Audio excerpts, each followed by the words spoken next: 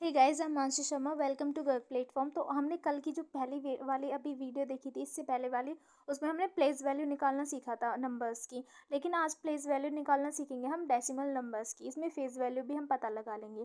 देखो, प्लस सबसे पहले प्लेस वैल्यू हम फाइंड करते हैं। मान लो 6 नंबर्स की फाइंड करनी है हमें। यहाँ पर 6 दे रखा है, इस 6 की फाइंड करनी है। तो 6 की प्लेस वैल्यू क्या होगी? सीधा 6 लिखेंगे। और कितना डिजिट है पॉइंट से पहले, इसके बाद एक डिजिट है, तो क्या हो जाएगी इसकी? 60 हो जाएगी। ठीक है। अब मान लो हमें 7 की करनी हो। 7 की कैसे करेंगे? हम 7 लिखेंगे सीधा। और 7 के बाद हमें देखना है डिजिट कितना है पॉइंट से पहले। एक भी डिजिट नहीं है, तो इसकी क्या होगी प्लेस वैल्यू? ओनली 7 होगी। अब मान लो कि हमें 5 की करनी है, तो 5 में क्या होगा? देखो, पॉइंट लेंगे पहले हम 0। पहले क्या लेंगे कि 0 पॉइंट, क्योंकि भाई एक पॉइंट से पहले 0 ज़रूर आता है। हम तो 0 पॉइंट। अब देखना है पॉइंट्स के बाद जो है कितनी डिजिट है उस नंबर से पहले जिसकी निकालनी है। जैसे 5 की निकालनी है, 5 से पहले कोई नंबर है पॉइंट के बाद? नहीं है, तो ओनली क्या होगी? 0.5। अब मान लो 2 की निकालनी है हमें। 2 की कैसे निकालेंगे? हम लेंगे 0 पॉइंट ले लेंगे।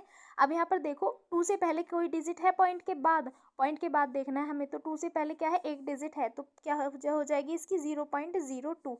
अब मान लो 3 की निकालनी है हमें। हम कैसे निकालेंगे? 0 पॉइंट ले लेंगे। 3 से पहले देखो पॉइंट के बाद कितने डिजिट आ रहे हैं? कितने हैं? 2। तो कितनी हो जाएगी? 0.003। ये इन सभी की प्लेस वैल्यू निकल जाएगी। हम प्लेस वैल्यू इस तरीके से फाइंड करते हैं। और फेस वैल्यू का बता दें तो फेस वैल्यू 6 की 6 ही रहेगी, 7 की 7 ही रहेगी। पॉइंट की तो कोई होती नहीं, 5 की 5, 2 की 2, 3 की 3। फेस वैल्यू बिल्कुल सेम होती है पॉइंट में भी और बिना पॉइंट के जो नंबर्स होते हैं उनमें भी।